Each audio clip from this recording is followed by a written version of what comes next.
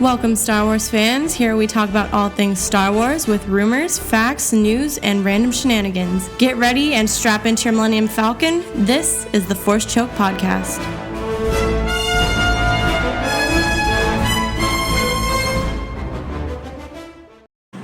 Hi, everybody, and welcome to episode 55 of the Force Choke Podcast. I'm Sarah. I'm Tim. And I'm Micah. And today, right now, we're going to break down the new trailer released at D23 for Rise of Skywalker. Right? Yes. Okay. And as you see, we're not in our regular location. We're going to keep jumping. We're at... Yeah. What is it called, Tim? Rudy's Bar Country Store and Barbecue. That's how you said it, because you're cheating. It's on there. You're like giving the whole name. How'd you know that? Give it the address, too. So, You can also find Rudy's.com. yes. Is there an apostrophe on it? Is it R-U-D-Y-S? No, it's just why would there be an apostrophe in a web I'm address? just checking, Tim. I just want to make sure the good folk know where we're at. Okay. Anyway, so video? Video. Okay.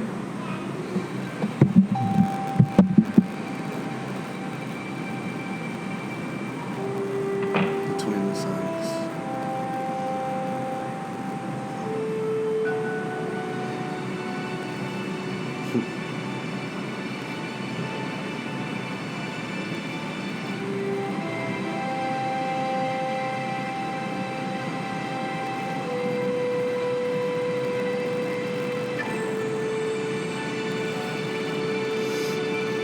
No. I know. We've passed on all we know.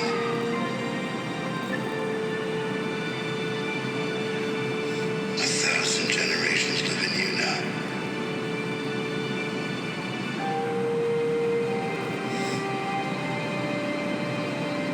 But this is your fight.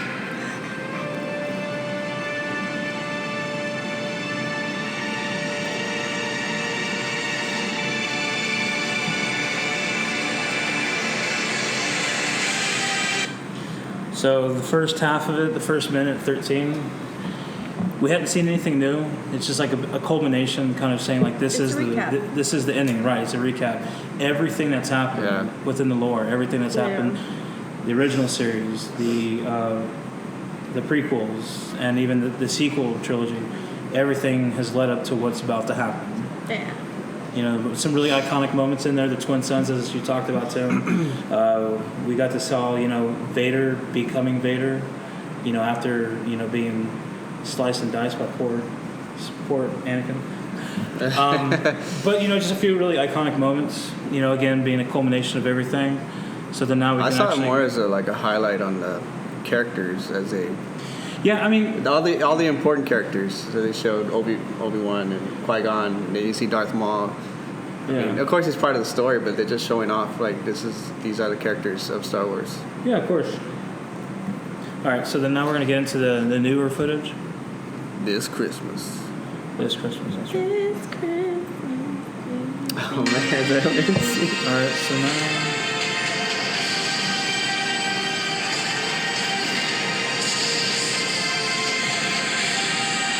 So stop it there. Yeah, so we've seen quite a lot. The first thing we saw was on that new planet. Does anyone know the name of the new planet? No, I don't know what the name of the new planet It's is. the desert planet. That's the one I think where they actually shot in Jordan. I can't think of the name of the life of me. Then we got this all. Well, the first character they showed was Leia. Just want to make sure everybody knows. The first character they showed off was Leia. The first character that they showed off is as a up front, because it showed the planet and it showed the three of them overlooking this encampment. But then we see a close up of Leia on a presumable forest type planet. So is that Endor? Who knows? It's probably one of those scenes that she shot for Episode 7 that they were able to come and fix. What else did we see? We also saw that huge Imperial fleet. Mm-hmm. Not even First Order, but they look like Imperial Star Destroyers. Yeah. And I've seen close-ups where it actually looks like there's a color, like a darkened color line on the outside outlining it that actually looks really close to the destroyers that they used during the Clone Wars. So is there some hidden fleet out there that Kylo Ren was looking for? I don't know. So we can cover the next. C-3PO with his weed eyes. All right. So already there's so much to unpack. I know, just like each image says a lot. All right. You know, so yeah, we see C-3PO with red eyes. C-3PO. So what the hell is that? Is that C-3PO or like Is it some C-3PO? other, Yeah, and some other droid? it's true. What if it's possessed 3PO? What? The I've heard Emperor in speculate- 3PO. Dun, dun, dun. The Evil 3PO? Xbox 360 Dead Eyes 3PO. The Red Ring of Death times C360 3PO. That and then That- isn't there something in like Legends where like they have like a kill like mode or something? No. This is What actually it? this is not Legends. It's not It's a Legends? new character, and it's canon. Her name's Dr. Aphra, and she has. Damn, dropping knowledge. Well, I have the comic. I have the book. Okay. So and she has a droid that looks just like C-3PO, only he's black. He's all black. With Yeah. red eyes? And Oh, that's awesome. No, I don't remember him with red eyes. I just remember him being kind of a Joker, like crazy, like killer. Like Heath Ledger Joker or Mark Hamill Joker? Yeah, like he jokes to have fun, like, because he knows he's gonna kill someone. He'll joke about it and he'll rip their arm off. Like that's the kind of guy this Dr. Aphra C-3PO version droid. Her droid is pretty rad. Jesus. Yeah. And so then the next thing we see... She actually has two droids. She also has like almost like her own little R2D2 as well, but like a messed up dark version of it. That's interesting. Yeah. But then the next thing we see in the trailer was another world killer, I guess. It didn't look as crazy as what we saw, I think, in episode 7 for Starkiller Base, but we saw something iconic, like kind of close enough to that like some beam being, shot into some kind of planet. So was that a planet being destroyed, or is that like an excavation thing? Because we've seen in other sci-fi type movies where like they use beams to like drill into the center of the planet. That seemed like more of a because it looked drill. like it was more so disrupting like the ground and everything. So I don't know. Then after that, we see Rey. Throwing the lightsaber. We see Rey in the forest. She's throwing the lightsaber, and again, Chopping some timber. they could. We see it's blue, right? The color is still blue for the lightsaber, but we know that was destroyed at the end of episode 8. So she fixed it. Does that mean it's still going to be blue? Does that mean that the CGI team made it a different color? Like I think this is going to be really fun. I'm sure they're going to have to do that in the movie, showing where they actually reconstruct the saber. But also too, she's throwing it almost like out of anger. Maybe she's working on a new force ability. We usually see like a new force ability at the beginning of every one of these trilogies, but maybe we see one with her. She's training. She has to be getting guidance from somebody. She's training. She can't be training on her own with the little, bot. I think that it's either Luke, Force Ghost, or even Leia through her training. I don't think they're gonna play. I see what you mean. But they can go that far. Like it's possible to go that far, and Leia does have those kinds of abilities, knowledge.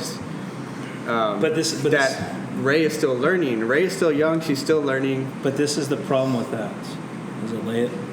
Carrie Fisher's dead. Yeah. Whatever they have had to have shot, they would have had to use so they could have it for this film. So I just don't think it's as likely that they're gonna have her already have that shot. And something that significant that they didn't already have in episode There could be 7 or 8, yeah. that they would have already had that shot just in case. I can see that though. I just don't see it being a B-roll, something where the story was taking a different direction in The Last Jedi, where they were on that planet, and Leia's there. Because you saw the image earlier. It looks like she's in the forested area, right? Yeah, but it's a difference between them changing the backgrounds and then them somehow manipulating whatever she acted out to appear as if she was training Rey in the Force. Like, I just don't think that's as likely. Because I mean, y'all have heard my complaints in the past. I think where Leia needs her credit as if she can come out from space. She has to have some kind of training to do stuff like that too, dude. Come on. I agree with you. I agree with you to an extent, but then we acknowledge that Rian Johnson did a lot of like goofy shit. Episode 8, right? So I'm saying like that point was episode 8 training. No. That's What I'm the saying, point. that was no training. What I'm saying, at what point in episode 8 did we say there that was no training, but on the B-roll there is. At what point in episode 8 did we say that was Rian Johnson's screw-up? Or was that actually supposed to be there? Because if you don't look at episode 8, you have nothing else that indicates that Leia knows the Force, short of being able to communicate, like feeling Luke and feeling Vader. And knowing that there were some deep down inside that they were. But I'm just saying, like, if they did a different direction of The Last Jedi, we have a totally different story, like tape. There's different There's different, just like recordings, takes on the story, and that's probably one of the takes. That's all I'm saying. And what I'm saying is that you are handicapped by the fact that she couldn't shoot anything new for this movie. Everything that is going to be in this movie is already done. And there's nothing to I'm not saying it's new. Oh, Jesus. What do you think, Sam? This is fun. As much as it hurts, I agree with Micah. Because, I mean, it's painful to say, but I don't know. To agree with me? Yeah, I know. Yeah. I don't think... I understand. I mean, I don't know. Okay. And also, too, I don't know if it has anything to do with this. Well, it could be like, if Luke's not going to train you, I will. Remember that point in time? Again, you're handicapped, but you have no new footage. But the new footage is there already recorded, is what I'm saying. But what I'm saying is... They have to work with the little snippets. There's a different story, yes, and I'll take that B-roll and put it in this one. There's only so much you can do. You can change the background. You can change the person she was talking to.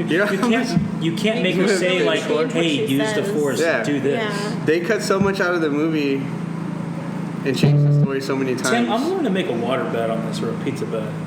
It's just a theory. It's not like this is gonna happen, guys. Well, it's a bad theory. But to get back real quick before we get to this next segment. So you're saying she's training by Luke? I mean, she still has the books, though, right? 100. It has to be. And she has the books that we know that she loves. So when in she's episode just 8, like going off the recipe picks up book, and she like sees the recipe. Oh, this is Mace Windu's move. Yeah. And I'll just use Mace. Well, that and also too, we already know Mark Hamill's coming back. It's been confirmed Luke Skywalker is going to come back. In what capacity, we don't know. So more than likely it's a Force Ghost, assuming that JJ won't overturn the ending of episode 8. Like maybe that was him teleporting, or maybe that was him going into the Force. It was probably him done. And they'll probably have to go forward with that. So having said that, the voiceover that we heard at the beginning of this one is also the same voiceover that we heard in the teaser trailer for episode 9. And he essentially telling Rey that, you have thousands, generations, going through you now. Like, he's been training her. Like, that conversation probably has to happen before she goes and embarks on whatever the next journey is, or whatever the next adventure is. But more than likely it's because he's been giving her guidance, she's been researching the books, and hopefully we'll also have seen a Force Ghost for maybe Obi-Wan, for Yoda. They've been speculating a Force Ghost from Anakin. Maybe that's more so for Kylo Ren's side, to try to bring him back in before he completely goes off the rails. We don't know. But yes, 100% I agree with you that I think... So Hayden's training her. I said maybe, not likely, but maybe. But we should get to see Luke. Tim, it's a joke. That was a joke. Okay, that one was a joke. And so now we're going to pick off where we heard Palpatine Kylo Ren's igniting his blade through the snow. Yes. Okay.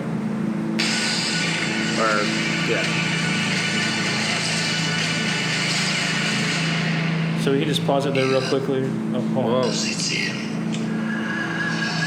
Okay, so as I cut that off, just to make sure, because I kind of cut it off right as Palpatine was talking, and I ended it kind of right before he was finishing it. So real quickly, we'll cover what was visually done, but we hear Palpatine saying, your journey is nearing its end. Or is it your training is nearing its end? He said your training. You cut it off, so. Yeah.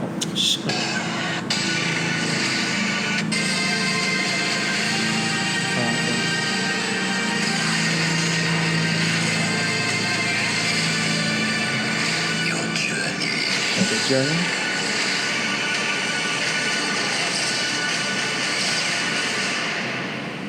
Yes, it's him. Okay, so your journey nears its end.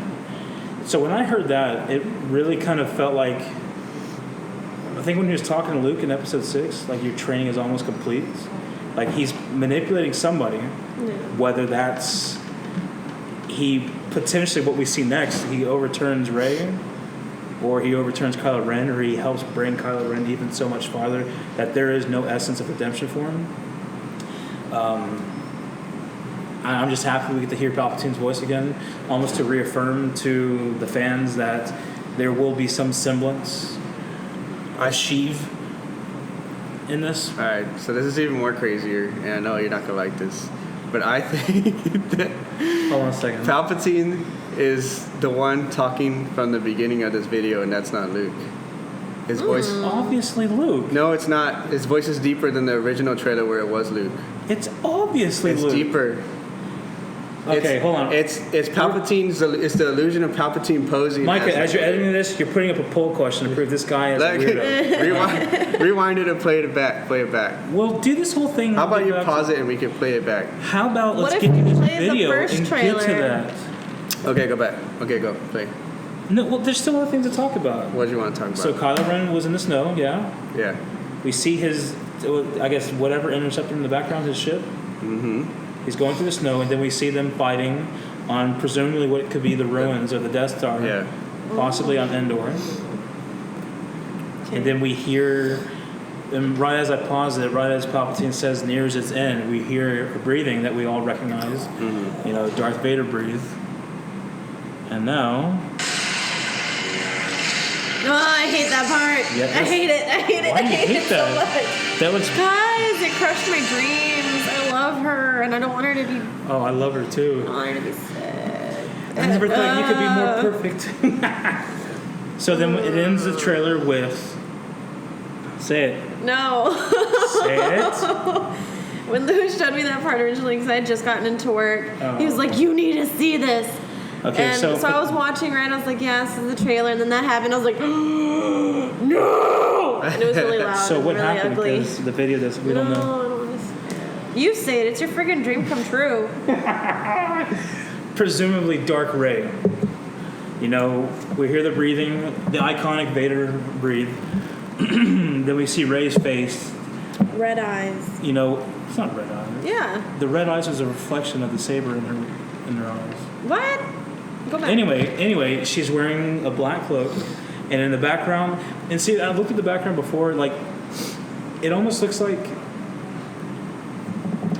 it's some kind of like darkened area, like maybe like if they were to somehow get in the Death Star and they're in a room that it had a little bit of light, the natural light from the outside, but there was no artificial light lighting it up.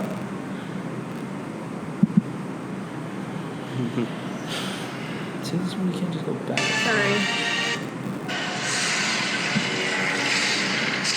Okay, fine. And then we get to see her saber ignite, this nice, beautiful crimson red. And then she opens it like a Swiss Army like knife. a Swiss Army knife to find out it's like a long, almost like a bow staff, double saber, closer to Darth Maul.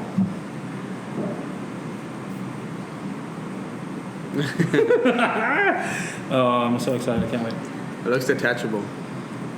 Like, I think you're right, because that one looks way longer than what Maul's was, so it would give credence to the idea that they could be detachable. Because I think I saw someone else talking about it where I think they're sentinels, like they were overwatching, like protecting some kind of temple, and like when they pulled them out, like they looked kind of elongated like that, and they were two sabers, but they could also be attached at the hilt. So, that is the Rise of the Skywalker trailer.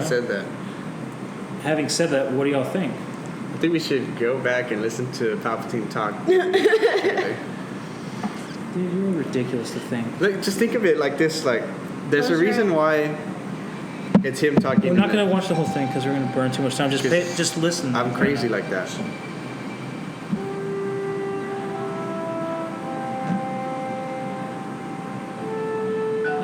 The first thing you see is Luke.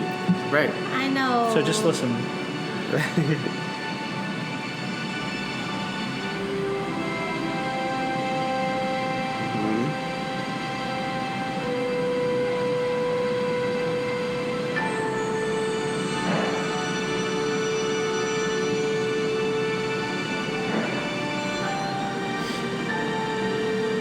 We've passed on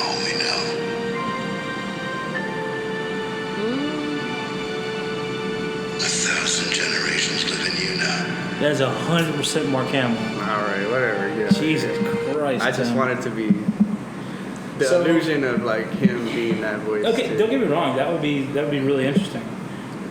The reason why I say that is because he's talking the same speech that Luke was giving Rey. Palpatine, if that's his voice, like is giving that same speech to Dark Rey, the supposed clone. Geez. Well, that's like a split. You know, for the benefit of the trailer, of course, they drive the idea. We get to see the first image of potential Dark Rey, right? And we're going to break this down here in a second. But, of course, the trailer's driving at it, like, Palpatine's obviously talking to her. Like, he finally corrupted someone so much to the point, like, she could be the next, destroyer of worlds or whatever. Doesn't necessarily mean he's talking to her. It doesn't necessarily mean, even though as much as I want it to be true, that could have been a vision. That could have easily been a vision for her, kind of like she had a vision in Episode 7. Like, if you continue on this, like, you'll be given this choice. Like, if you make this decision, this will happen. If you make this decision, this will happen. Like, really kind of like resembles, Luke's training on Dagobah with Yoda in Episode 5. Like, he's fighting Darth Vader, and then he finds out Darth Vader's face is his own. Like, he's fighting himself almost. So, like, that's why for that aspect alone, that it kind of, to me, it made me feel like when Force Ghost Obi-Wan and Yoda were telling Luke, don't go to Cloud City, don't go to Bespin, don't go save your friends, because if you fail, it could mean your fall to the dark side, your fall to Darth Vader. So that's kind of what I took away from that part. So what do we think, though? Is she going to fall? Was it a vision? I want it to be a vision. You want it to be a vision? Okay. Mm-hmm. I like the clone idea. Clone Rey. See, there's a clone. We'll talk about that, Tim. I don't know where to begin. So we can begin. So you're saying it's a half-baked prediction, or? You know what? No, because was it? You know what, Mike? Shut up. It's already. Was it Nate, one of our followers, and good friend of ours, and like 4-time appearance. And yes, he's probably here right now, actually back there somewhere. Nate? Yeah, he gave us his thoughts on it and his theory, and I might get some of this wrong, but saying Rey. So you think some of it's strong? Might get some of this wrong, but saying that Rey and then the Dark Rey that we see are clones, and that they came from the DNA of Luke's hand that was cut off, and this is one of Palpatine's plan. So they created these clones. They started young, and Palpatine had them taken, I guess, protected by Inquisitors. And so one Inquisitor is taking care of Rey, another Inquisitor is taking care of the dark version of Rey. And what happens is, I guess, that one Inquisitor that's taking care of Rey doesn't want to go down that path of what they're doing with the clones. I guess to have her live her own life, and takes her to Jakku. Am I getting that right? Yeah. I'm trying to think of his theory here.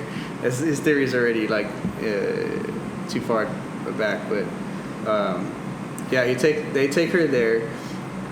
Her parents leave, which is actually an Inquisitor that left her there. So she was originally supposed to work for the dark side, but now she's here living her life on her own. So you're saying that the Inquisitor, which is known to be a follower of the Sith, had left the Order. Did it to be good?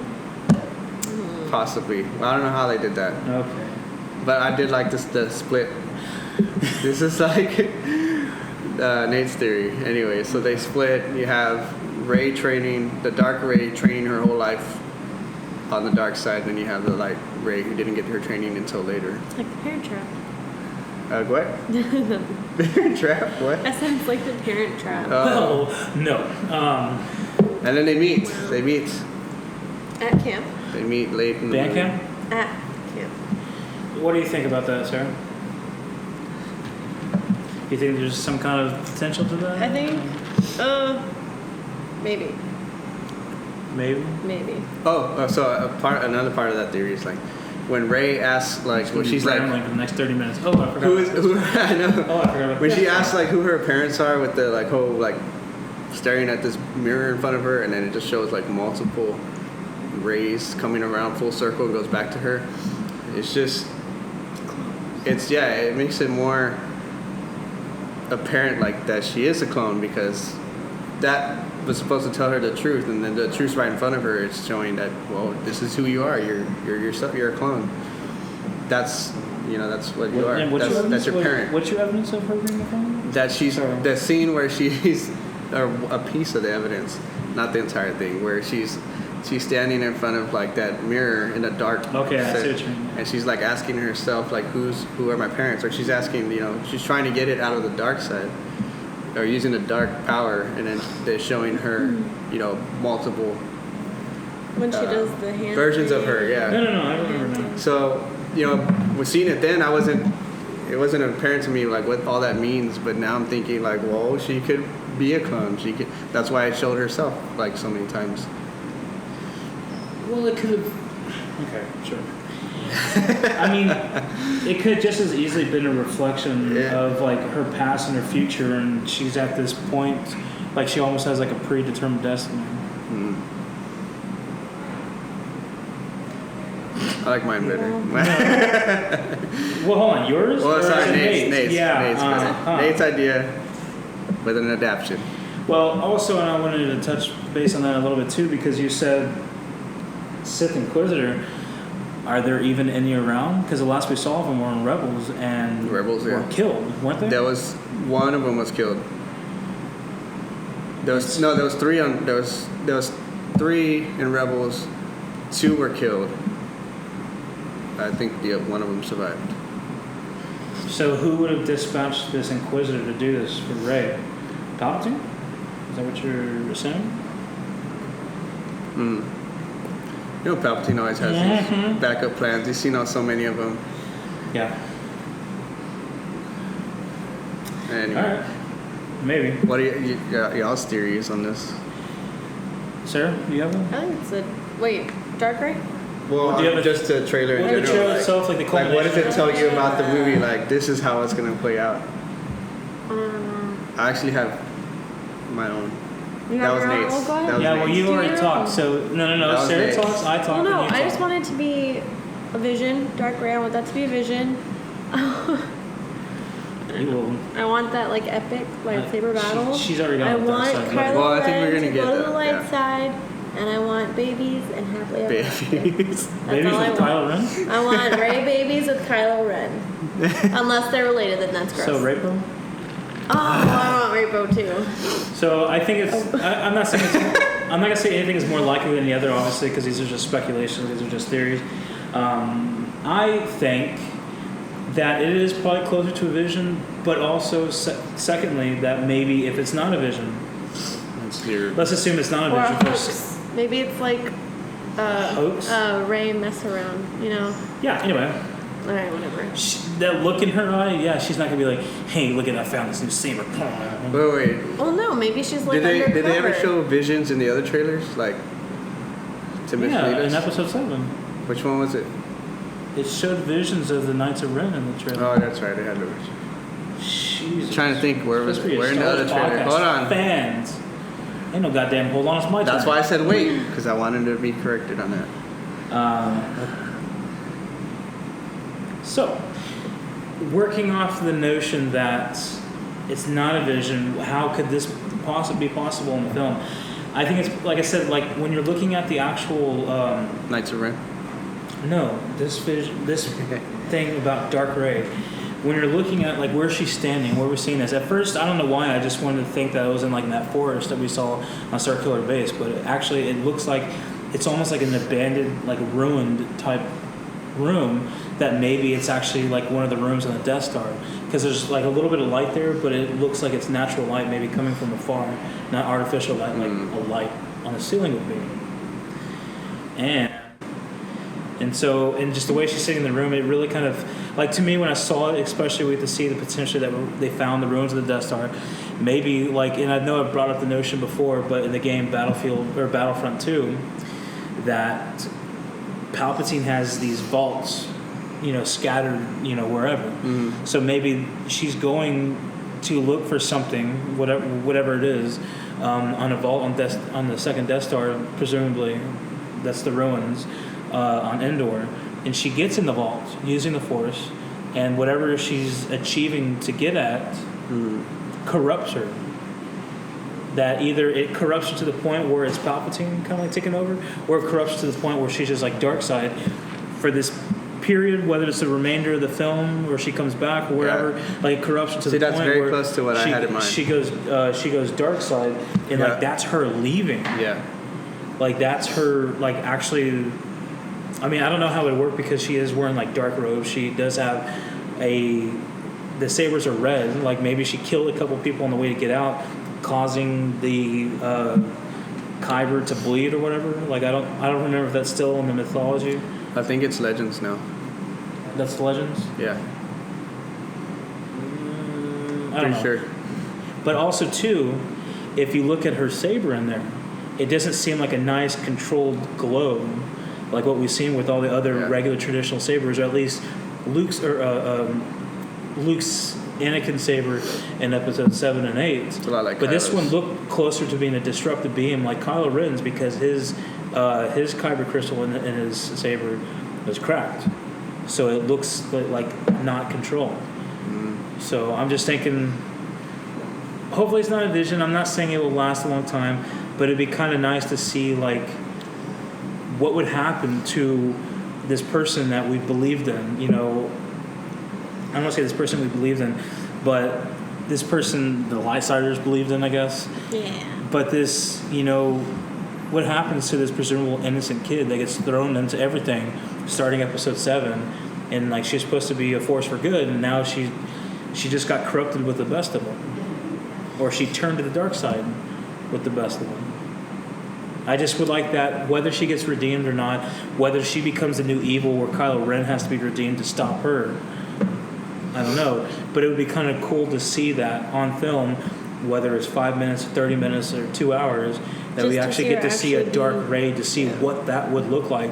That kind of seems like it would almost be in the wheelhouse of J.J. Abrams trying to appeal, I don't want to say to appeal to the fan base, but there will be enough fan service in this to bring fans back into the fold. Yeah. I think there will be enough of a new story that will complement what we've seen in the past, kind of like what he did with episode 7, but not be as safe with it.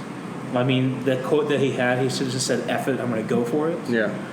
We're going to probably get to see some things that, I mean, if we didn't have the downfall of what we had with episode 8 and the backlash, what we saw with Han Solo film because of episode 8, we might not have gotten to see this crazy thing that we probably will with the Rise of Skywalker. Yeah. But since we did all that, and J.J. Abrams has pretty much been given the okay for Lucasfilm, for Disney, whomever, to say, wow, that is a crazy idea. If you think you can make it work, go with it. So we may actually get to see, like, it's supposed to be the forefront of the entire thing. Like, she's a girl, she's kicking ass, she's good, she's going to stop this evil guy. What happens if she's dark? What happens if she turns?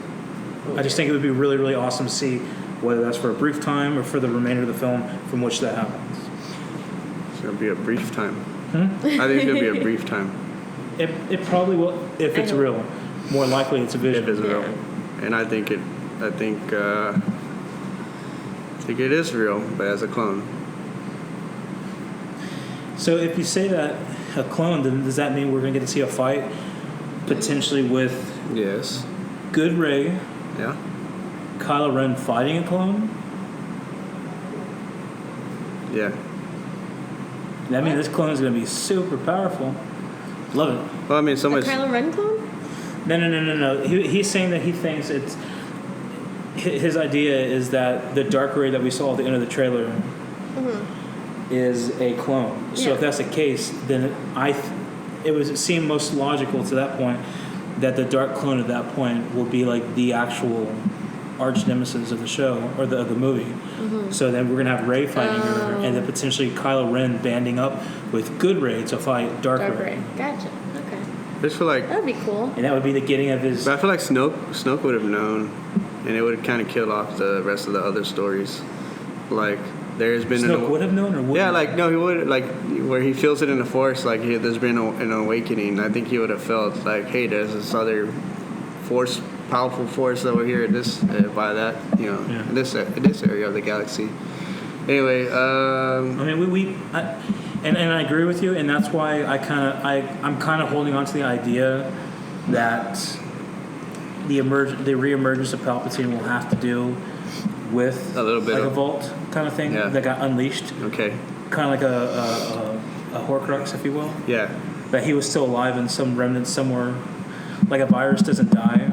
A piece of a virus can be saved off for thousands of years, but once it gets reanimated with or reconnected with a host or whatever, it becomes alive again. Like Palpatine being that virus, he's not dead. He's just hanging out in his vault. Someone releases him, and then he unleashes his hell and his terror amongst the galaxy. He unleashes his hair. Yeah, I know. I don't know why. I don't know how. I was like, hell, terror. I'm gonna say them both. Terror. Huh? Terror. I don't know.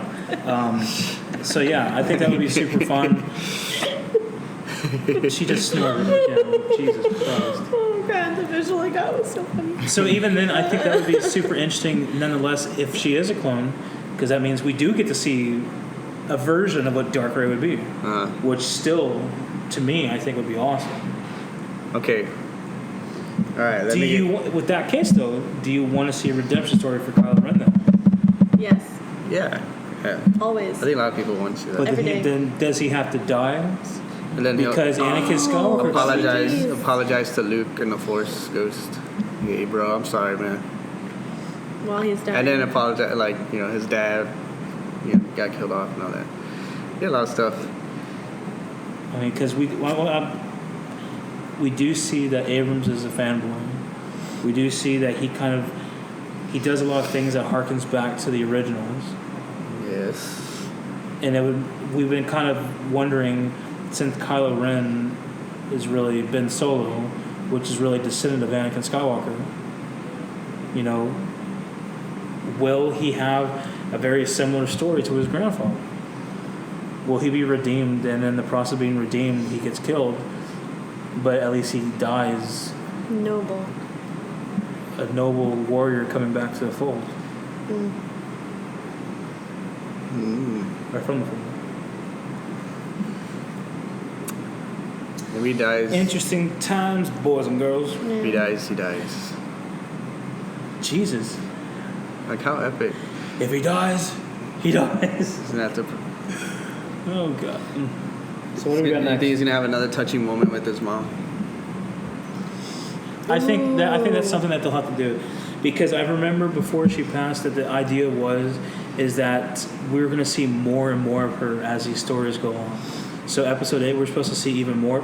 We don't know what episode 8 actually would look like if she didn't pass, because obviously they had to do it in such a way where they could have some kind of conclusion for her in episode 8. Episode 9, excuse me. Oh, I read that she was going to survive episode 9. Like, it's already... She's... But they gave us that spoiler, like, okay, she's going to survive this. Maybe they already filmed... So, wait, they said that she is as of now? Yeah.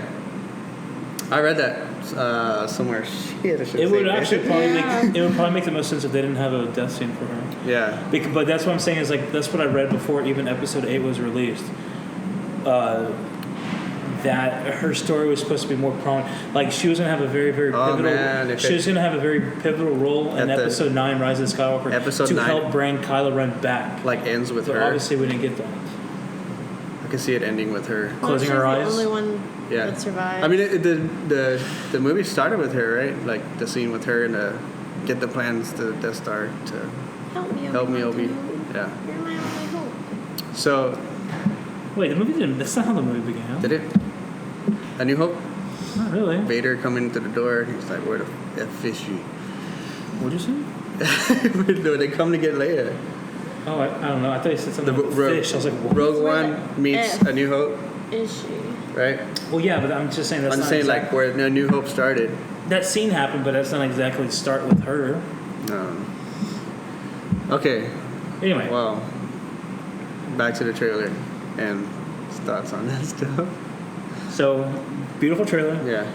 That was close to 2.5 minutes, but again, the first half of the trailer itself was more so kind of talking about previous things. So we don't have an actual full-fledged trailer. If anything, that was more of a teaser.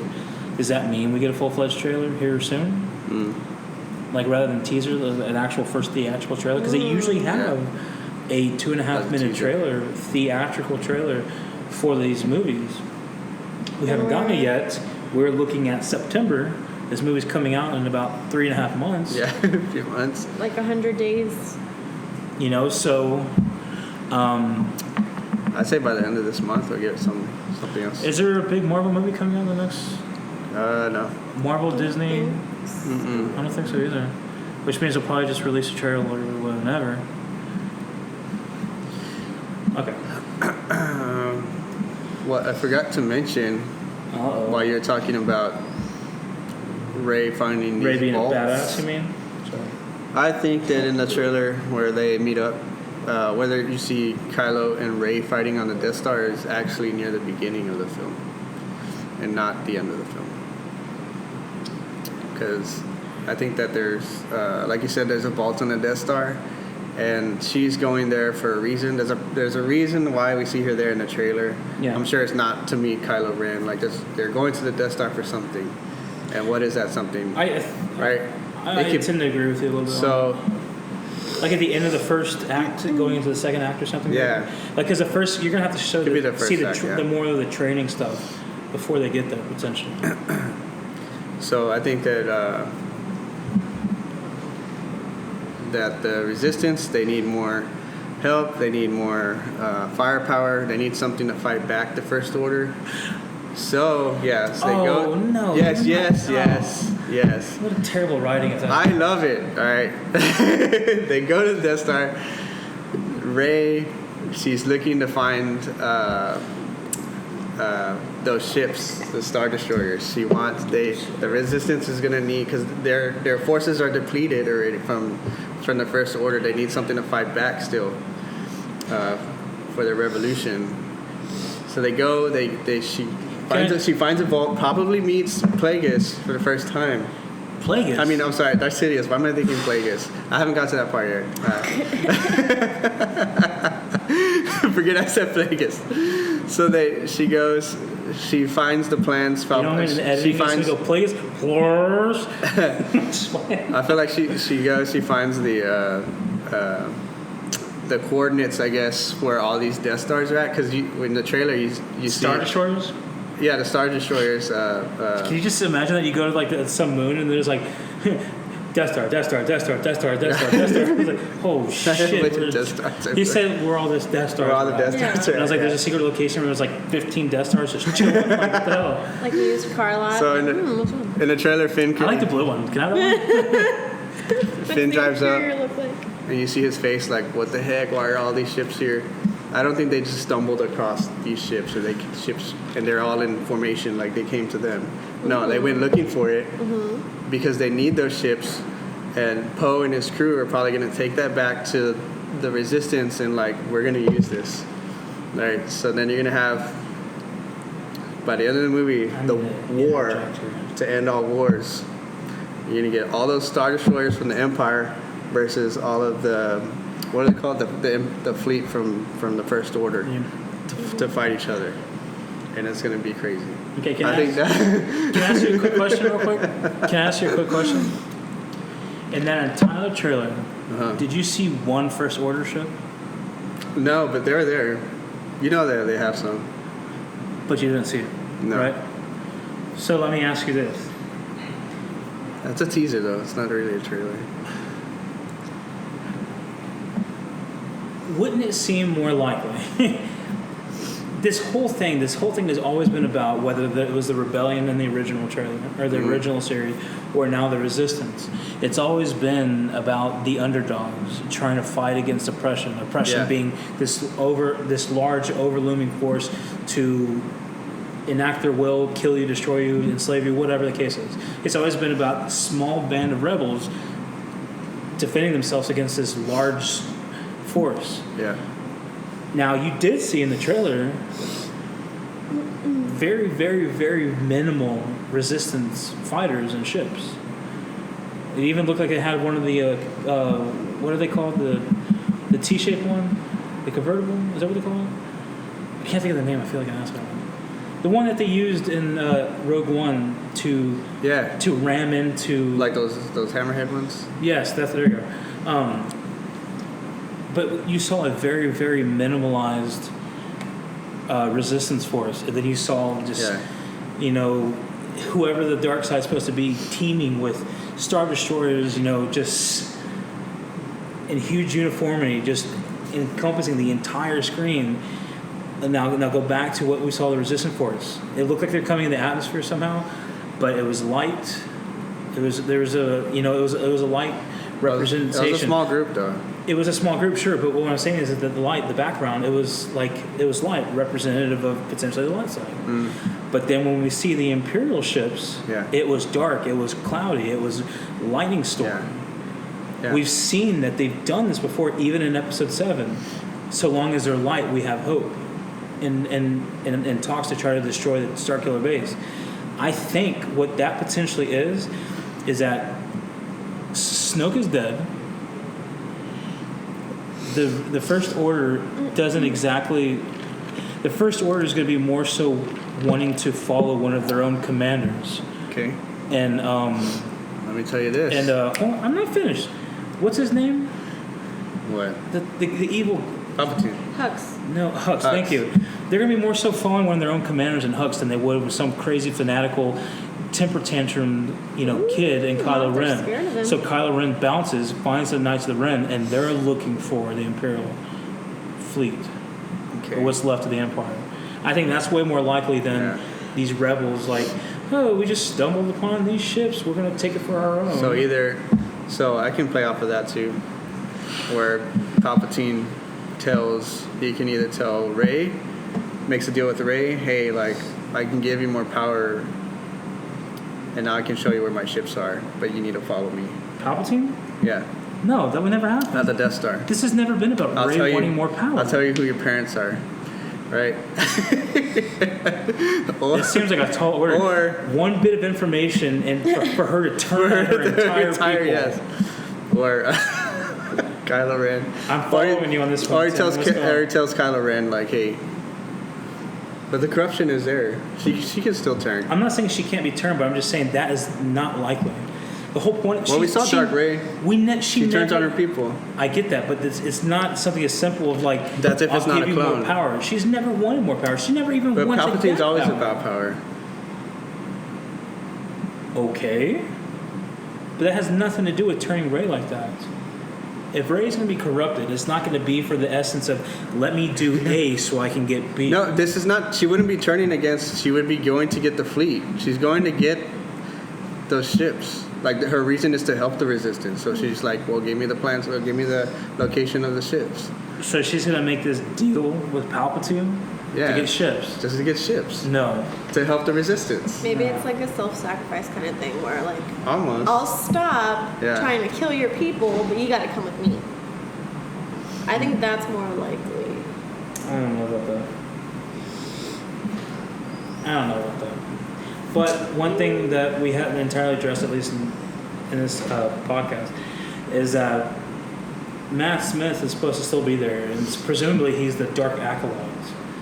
So do you remember, in Mustafar with Vader, he had this one guy walking around in black robes, almost as if he was a butler to Darth Vader and his Castle of Darkness or whatever the hell. Red Skull on that planet.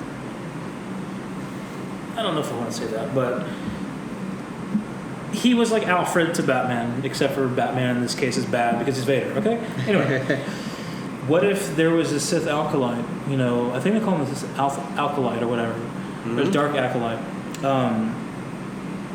Potentially played by Matt Smith. And he's there to help, do whatever he can to bring someone opening up the vault. Or doing whatever it takes for Palpatine. I mean, I'm not getting completely hung up on the vault. I think it makes sense. but doing whatever he can in the outside to bring in someone to unleash him somehow. Or if at the very least the Dark Acolyte is kind of like a vessel for Palpatine until a worthy vessel is brought about in Rey or Kylo Ren kind of thing. Mm. But where is he at this entire time is what I'm trying to get at. Is he hanging out with the First Order, or is he hanging around? He's protecting something. Right, but that's what I'm saying. Where? The Death Star? Has he been chilling with the Death Star this whole time? Is he like that old guy sitting? He could be at is Vader. He like that old guy He could be at sitting? Vader's castle, and that's where Dark Rey is. The end. The trailer. That doesn't even make sense, Yes, dude. it does. It makes total sense. No, it doesn't. Yes, I have one of my theories right on the other one, Last Jedi. What theory? The tree. We don't know if that was the Force tree. It was the tree burning. What? The tree, destroying the tree. And what? Hold on. What promise? I don't know if it was going to burn, but I just had a feeling they were going to destroy it. That holds almost no weight to this entire thing. No, but you looked at me like, hey, that's crazy. That'll never happen. That's stupid. And it happened. When did I say that? In one of the podcasts. Okay, well, when you can bring that up to me. Because that holds... Okay. But you're trying to make it seem like you make... I was just saying, some of these wild theories can come true. But what I'm talking about is the actual relevant conversation, which would have something to do with these characters. Some random tree burning has nothing to do with the plot line of this entire thing. It had to do with The Last Jedi. The Last Jedi had already left with all the sacred text. But we had the podcast before then. But what I'm telling you is, if that was your theory, if I did deny your theory, and your theory was proven right, obviously, because Yoda brought down lightning and destroyed this tree, what semblance does that even hold to anything plot-driven in that movie? It means that he was right for something. Exactly. That's what he's trying to get at. It's just that I'm right about the theory. Right. With one of his crazy theories. Even though it doesn't hold any right. weight, like, hey, it happened. Hey, did you see the license plate of that car? I don't know, but it was green. Like, that's what you're telling me. No, it's not what I'm telling you. You're ridiculous, Tim. This isn't so. Anyway. Okay. Well, we should probably turn it off while we're on the podcast. What do we got next? The Mandalorian trailer.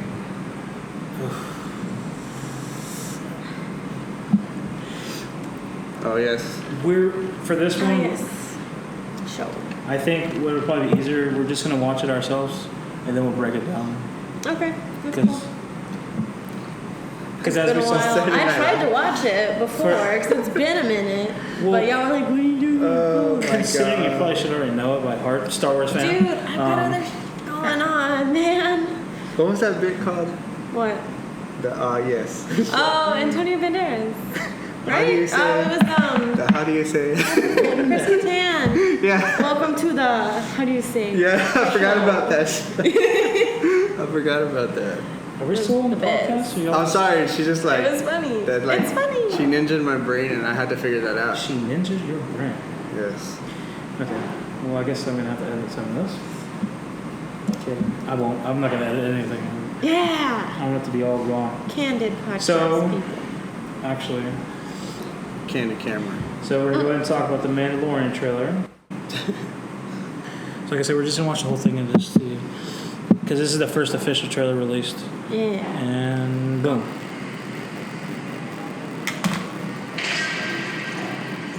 See, already we know it's going to be super dark. Well, I mean, Heads on a split. it's not like Game of Thrones where they're just like Game of Thrones actor. dehelmeted. But we've seen nothing got but Pedro PG. Pascal. We've seen nothing but PG-13 from Star Wars. Is what I'm getting at. He had his eyes pushed in. He's bitter about it. So others.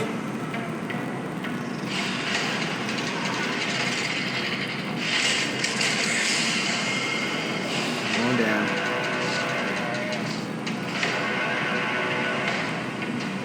How cool is that shot? The music, everything is awesome.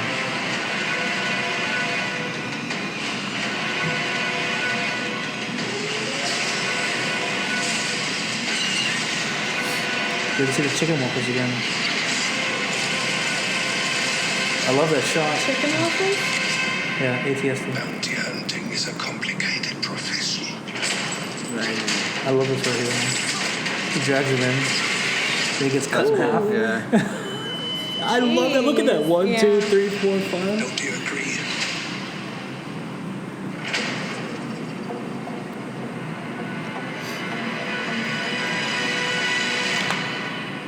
So let's start with Sarah. What are some takeaways from the Mandalorian trailer that you liked, that you want to see go further? Further? I like them pretty much talking about like the bounty hunter profession. Like we got a little bit out of, the Speak movies. up for the people in the back. No. If they can't hear me, they can't hear me. No, like we got a little taste of it throughout the movies, right? And then we got a little bit in Solo, but now it's going to be like, boom, in your face, bounty hunting, rah, Holy shit. Rah. Yeah. You can't contain me in this seat. So it's cool. It's going to be cool to like, it's like the Underworld show that we wanted, right? But Really delves into the focusing on the one guy. Yeah. Timmy? Focus. I like the whole Wild Wild West part of the show. Mm-hmm. This is the dark times with the political part of the galaxy is kind of Anarchy. like, what are we doing right now, right? So there's really no structure in politics, so it is a perfect time for bounty hunters to do their job and go out and make sure that there's order somewhere. So, and that's what they're getting paid for. So I like this whole, like, it's martial law, that they're going and doing their own thing.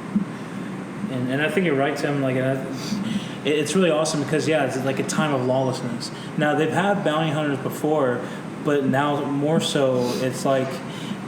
They were kind of like... It's like there's a sense of order to, the Empire, right?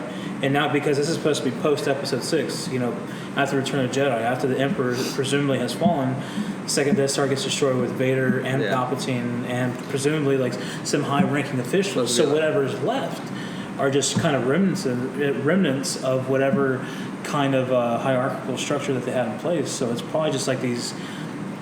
You probably have these bands of soldiers, like these stormtroopers together, and they probably still listen to their officers, but now they're more so like mercenary type renegade groups, like Ronins almost. They have no one that they're listening to outside of their direct leadership.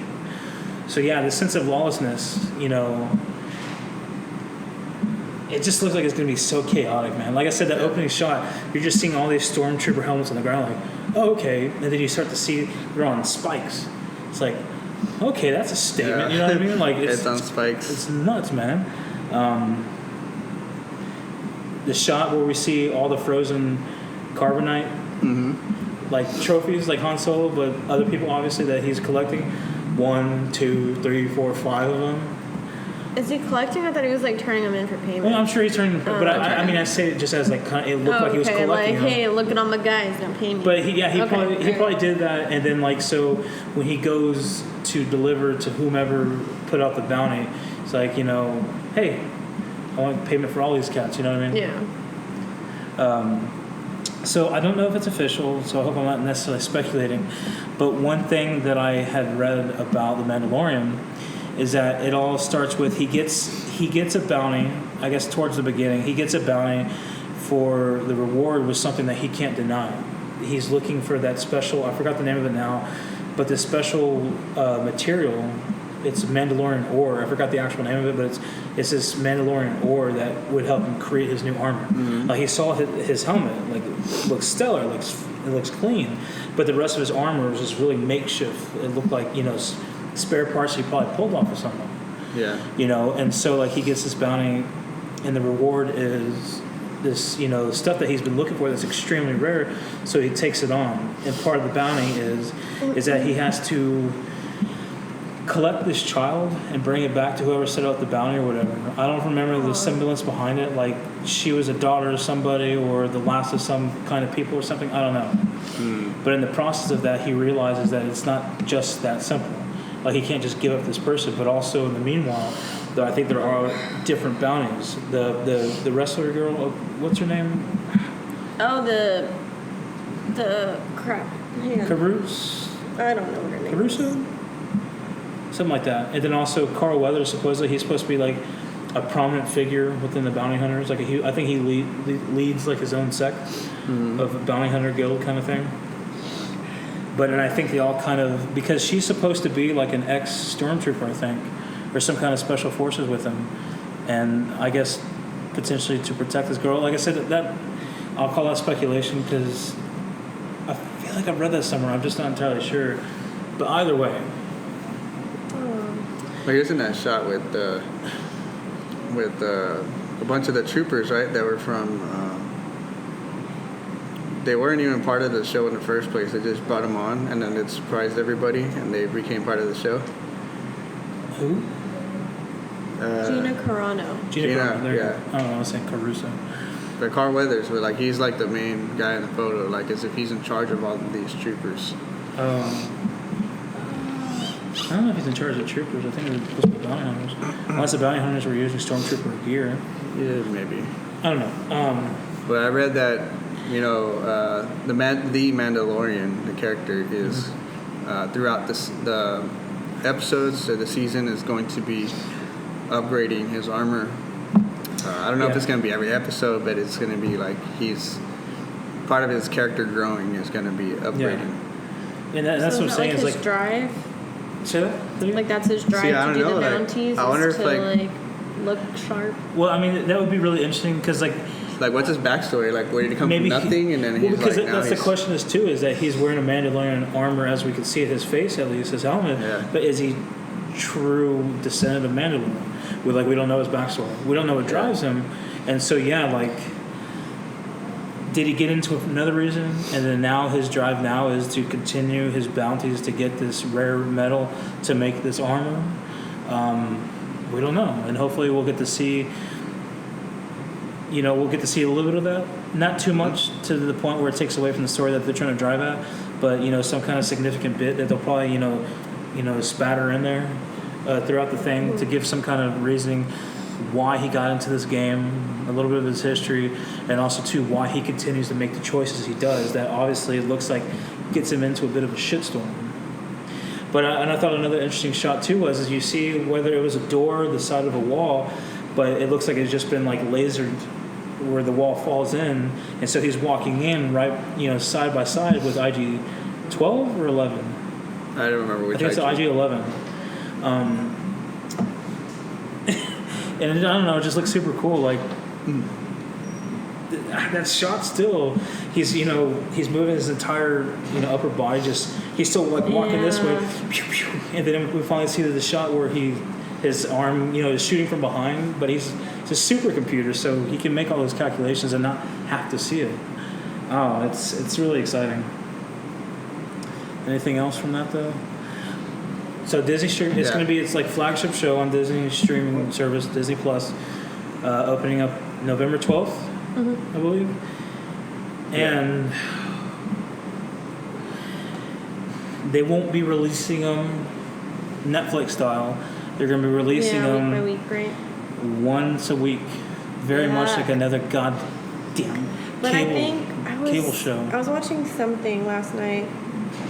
I think it was like Jimmy Fallon. It might have been 2 nights ago, but Netflix is going to go into a week by week type of thing too for some of its shows, like some of its original content. So it's kind of like we're backtracking now. What the heck? Yeah, it's really disappointing. I think it's really disappointing for the thing that's created, but I think this too, like I know we've talked about a couple episodes before, like trying to like, are they really going to be able to hone in? Like you pay for the top Netflix account, the top Netflix package where you get 4 streaming services at a given time for 4 individual devices. But is that going to be locked into only 2 locations within a certain radius of the actual account holder or whatever? Like, is your Netflix account going to be responsible for someone streaming in Corpus Christi? Is your Netflix account going to be streaming for, someone in Houston and in San Antonio and Austin, or even worse, one in South Texas, one in New York, one in Washington State, one in Florida? You know what I mean? Like, once they get that situated, this is going to be really worrisome. But now it's driving people to be like, well, screw this. We're going to have to pay for all these different things. I pay for Netflix. You pay for Hulu. You pay for Disney Plus, and we're all going to share the accounts, and we're all golden. Yeah. Like, instead of having to spend 15 here, 15 here, 15 here. That's the one benefit that Disney will have, is because they're coming on the forefront with having, you have Disney, you have Marvel, you have Lucasfilm, everything with Star Wars. I'll have Hulu for free. You have ESPN. Okay. You have all these things. You have all these great. You have all these great things and everything, but it's also going to be, pretty cheap in the beginning. Yeah. Even if you don't have any kind of real discounted thing, even if you don't want to pay for packages. Plan, right? Yeah, we'll get to that in a second. But even if you don't want to pay for any of these special plans or have any special discounts, you're only talking about $6.99 a month.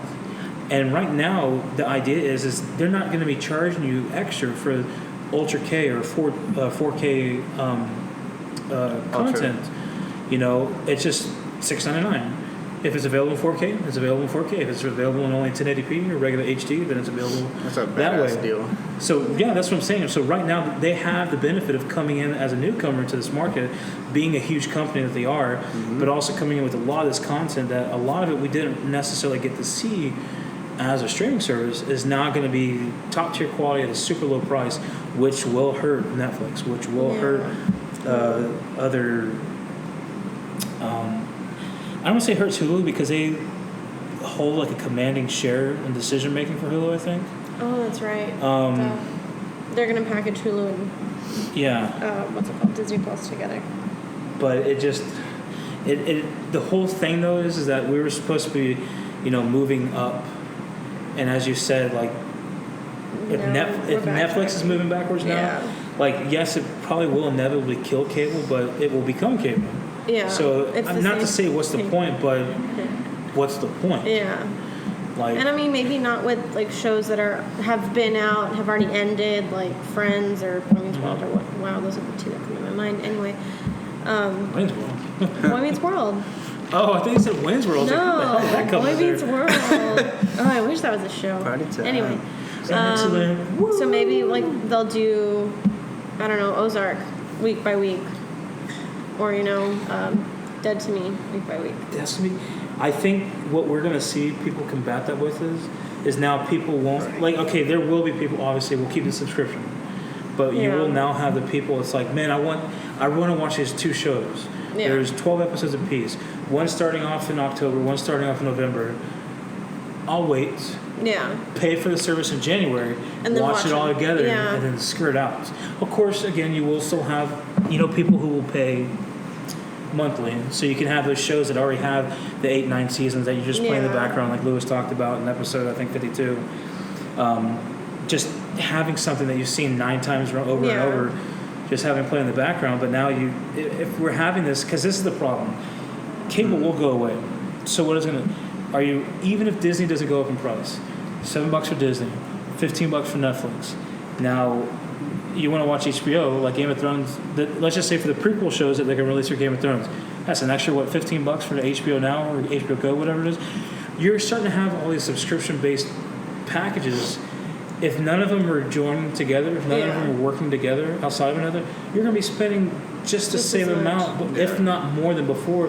So if you have like a favorite show on each one of these different topics. Prime has HBO.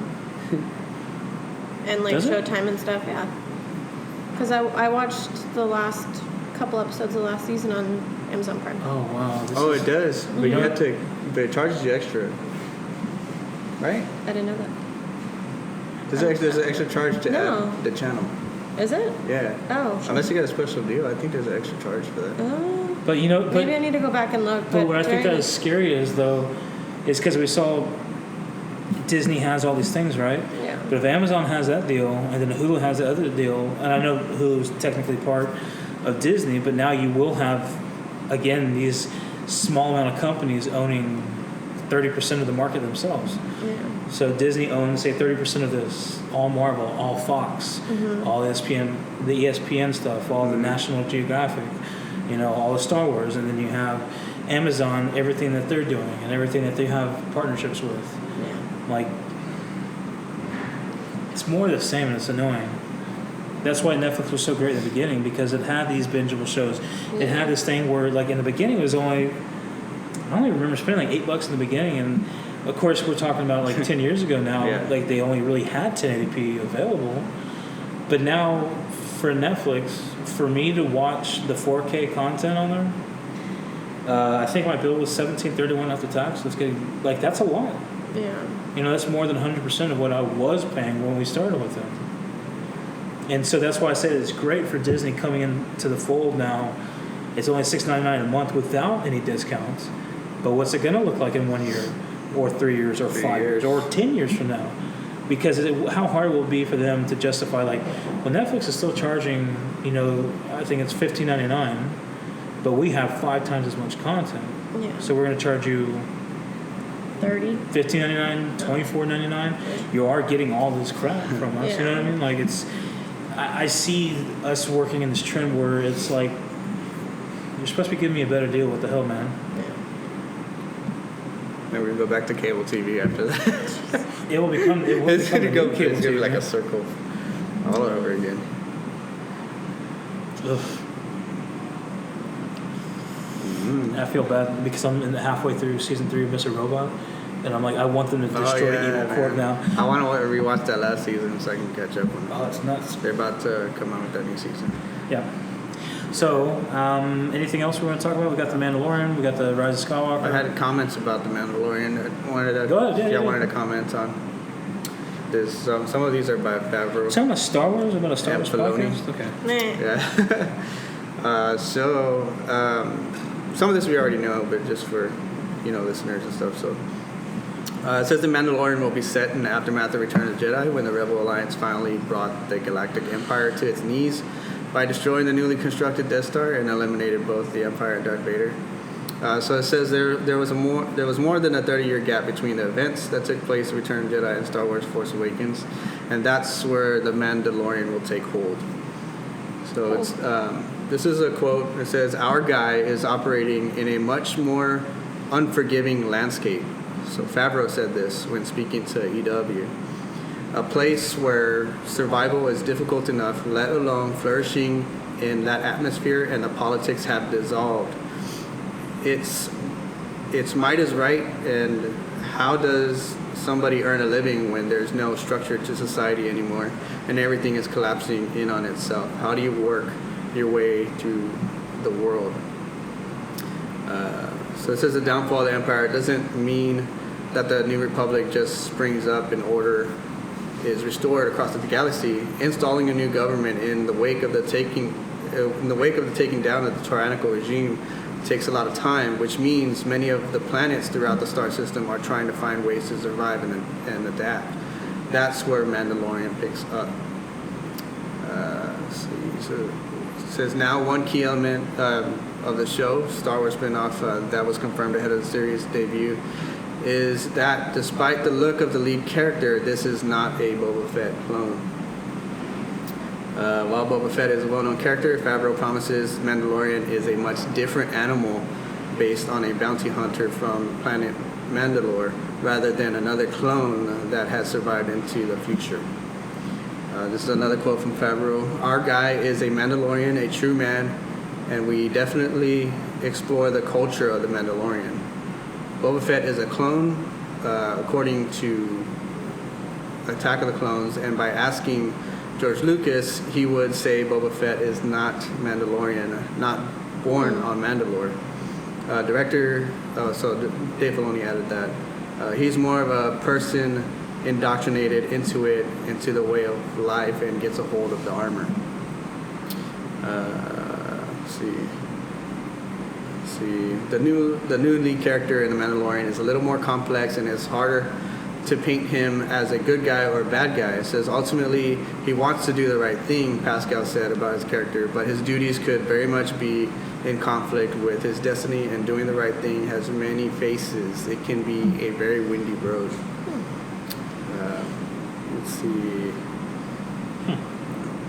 While it's not likely that any prominent members of the First Order will appear on the show, the creation of the future opposition of the Resistance will begin in this series. So the First Order beginnings is going to be in this show. So what could happen? Okay, go ahead. So it says, what could happen in the 30 years between celebrating the defeat of the Empire and the First Order, Favreau teased. You come in on episode 7, the First Order are not just starting out, they're pretty far along. So somehow things weren't necessarily managed as well as they could have been if the galaxy ended up in hot water again like that. And then skipping to the last part here. That means nothing will be black and white in this show, but rather all shades of gray as the Mandalorian navigates a harsh and unforgiving world, still trying to sort itself out.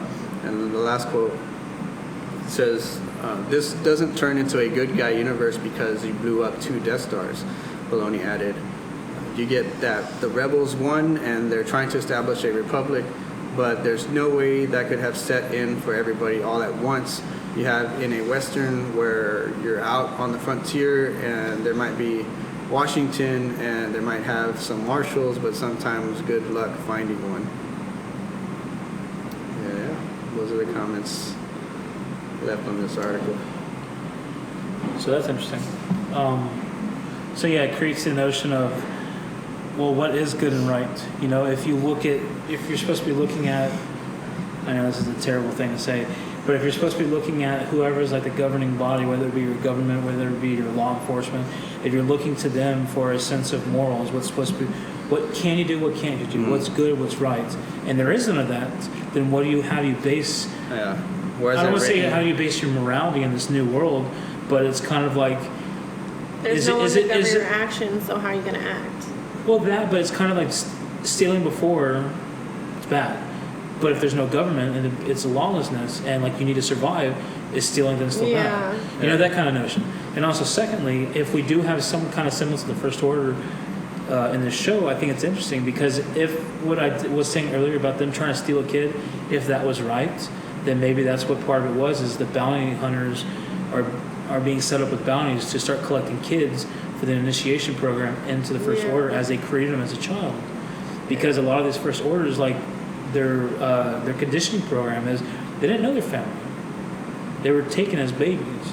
Yeah. So maybe we do kind of start to see the beginning of that. So that's really interesting. I mean, yeah, we kind of think some of the things that we knew, but kind of able to extrapolate some other things from that, and just to see like how crazy of a mess this is going to be for us in The Mandalorian. Tim? Well, I'm thinking how the failure of the rebels, like, I mean, of course they won against the Empire, and now they have to establish, there should have been an established law or government afterwards from Princess Leia to bring some kind of order to the galaxy, but it didn't happen. And so now they have this, you have this era where... Well, not just that, but it's kind of like you have this government, you have this people ruling, and then you establish them as being bad, evil people or whatever, and you destroy that and you get rid of it. Mm-hmm. So then you have someone else trying to come in. Do these people have good intentions? Do they have good practice in place? Are they supposed to be good? Or do you, at that point, take it into your hands? Like the article said, like, going and get this marshal, like, what is he? Well, like, I mean, kind of, but it's just like coming into the place, you have this person trying to represent a good version of what was in place for a sense of power structure.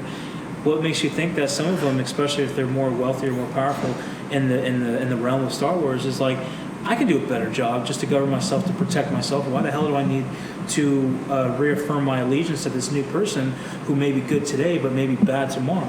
You know what I mean? Like, the show's gonna be in politics, I think. Sounds like. You remove. I mean, you remove one weed and 3 grow in this place. Yeah. You take out one bad person in one bad area. I don't know. Maybe he was keeping the underlings in check, and then now the underlings are coming up, and now you have 3 bad things. Maybe not as much politics. I don't think it'll get too much of the politics. But it could be taking out the corrupted people. I think the backdrop will be the absence of politics, in a sense of like, this was there was politics, there was government, now there is no government. What happens as a result of anarchy and lawlessness? But not a forefront of like needing to establish rules, but really just be gangs versus each other. Like, who's more powerful? Who's going to be more the reigning? Like the Gangs of New York movie. That's right. I don't remember this one. But it was just kind of like, who's the bully in the yard? Like, who do you got to watch out for? Who do you got to acquiesce to their demands, or they're going to take you out, kind of thing. But having said that, I think we're nearing the end. We've covered a lot of our stuff. Yeah. We did. Anything else we want to add? What's that gang movie where like they're singing and dancing like together? It's like gangs. Story. West Side Story. It's gonna be like that. Mandalorian, the West Side Story. This is the. Oh my god. I'm putting a pin in this one. So we're good, guys? Yep. Are we good, guys? Yeah. So this has been the Force Show Podcast. Again, we're recording at Rudy's Country Store and Barbecue. If you come on the weekends, Hopefully they the got next prime rib. episode we'll have some of our council members returning. Yeah. Getting closer to Rise of Skywalker and The Mandalorian. This has been episode 55. That's all I got. I am Micah, Timmy, Sarah. Yeah. Thank you, guys.